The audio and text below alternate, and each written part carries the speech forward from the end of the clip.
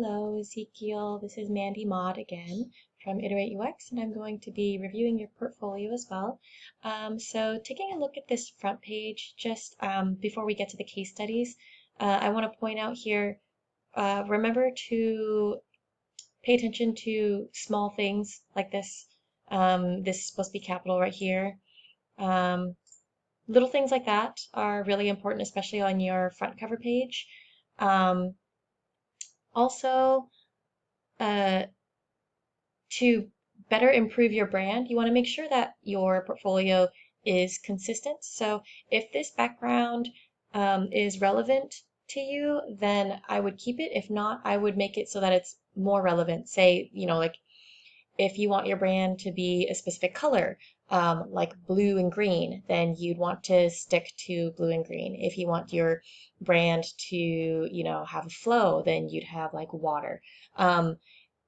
That's very, very important when it comes to UI and UX because a lot of it is how, a user is perceiving a specific interface, and that needs to apply to your portfolio as well. So as long as this background is relevant to you, go ahead and keep it. Otherwise, I would change it. I'm not going to look at these other areas just because for the sake of time, it would be too much. But just remember, keep your brand consistent, keep your colors consistent, keep your font consistent. Going to the first one, so typically with recruiters and hiring managers, they're going to view pretty much like the first two designs. I would make your first two or your top three designs your main designs that you want to showcase first, or showcase the most, because those are going to be the most important ones. And the ones that a recruiter and hiring manager are more likely to visit. So taking a look at this first one, since I see that this is the first up, pay up. I haven't taken a look at your case studies yet, but from the get-go, I would suggest that this should be a bigger hero image, something that stands out. You don't necessarily need to have, this here because it should be somewhere in your hero image.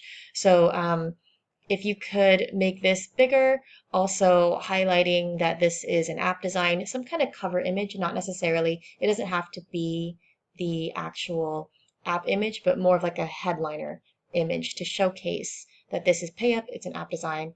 And you don't need to have, and I actually wouldn't suggest you to have by Ezekiel down here, because you wouldn't need to say that since we're on your portfolio and your case study already.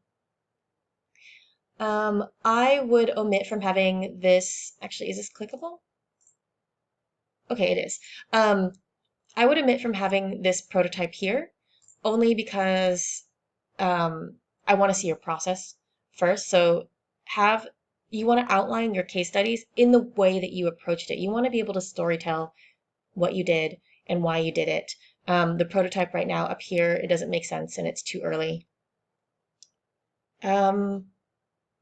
Okay. Key features. Is this a running image? I can't tell.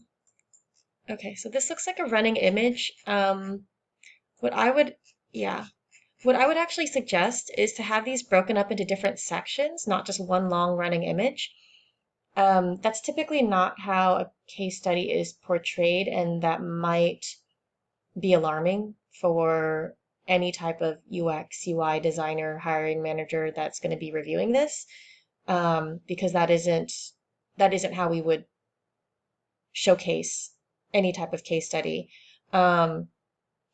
Instead, what I would do is I would break it up, and I would actually make these areas, because I can't highlight any of these areas, so I can't like control find anything within your case study. I would suggest that first. Yeah, see, I can't highlight anything in here. And I would also start off with what you did on the project, how long the project took, what tools you used, if you had worked with anybody during the process, if this was a school project, or if it was a personal project, or if this was something that you worked with a client. Those need to be outlined so that the hiring manager and the recruiter can see where you're starting from. I don't see that in here. And then after that, I would actually go into a background of who PayUp is. I'd like to know who the company is. And then I'd like to know what the objectives are. And when I say objectives, I mean, what is the current problem? What is the company trying to solve? What are their pain points? I think we should approach it in that way because then that addresses that there's something to be solved, and that would kickstart the human design process.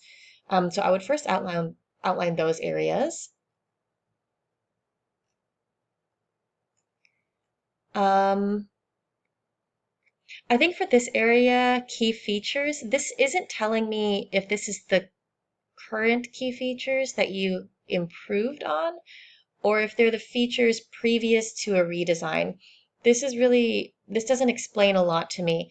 I think after addressing what your objective is for improving the PayUp app, we first need to address what the features are, and that's when this would be a good um, opportunity to showcase this. But in this case, I don't even know if this is a before or if this is an after of the process that you did. This is good. This is outlining that you understand the design process. So go ahead and keep that.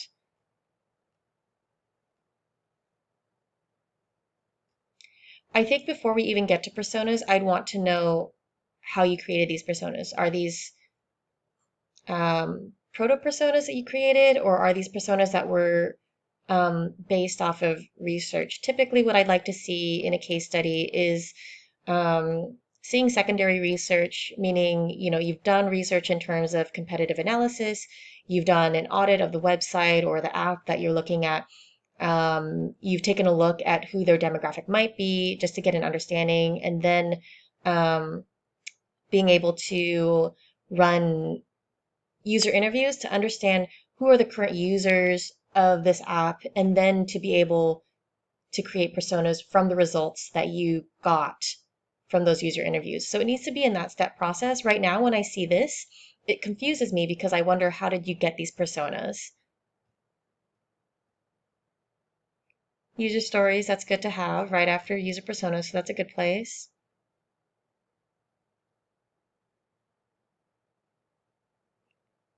This is also a little confusing to me. So when I see a user journey map, I want to know what the objective is. Why are you creating this user journey map? What is the goal? What is the task the user is trying to accomplish? Right now, this doesn't outline it for me. So I have a user journey map, but I don't know why you're creating it. I need to know why before I even look at the user journey map. And I think it would be best if you were able to address that before you showed me these. I think this,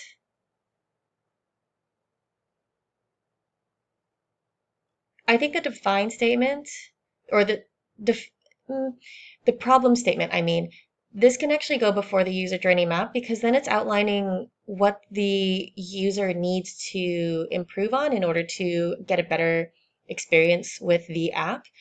So the problem statement should actually be before the user journey map, and then the user journey map is there to solve that problem. This is a good place for ideating. Competitive audits. Okay, so these need to be right in the very beginning because this shows me that you did research before you started creating personas or making a user journey map. I need to see these at the very, very beginning.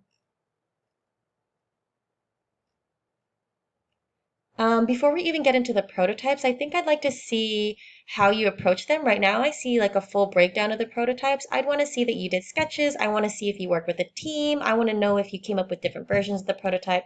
And I also want to know why or how you came to create these prototypes and what decisions you made to validate these designs. I think also before you get to the prototype, I want to know that you did a low and mid fidelity. And then somewhere in there to be able to do usability research to test your designs before you even get to high fidelity. Because right now what I see is just finished prototype, but it doesn't explain to me how you got here. So I need to see everything before that. And I think that a hiring manager and any type of UX team would also want to see that because they would question, why are there finished prototypes? Where is the process leading up to this? And then also at the end, it's really helpful for me to see a breakdown of your process. So just a short summary of what you did.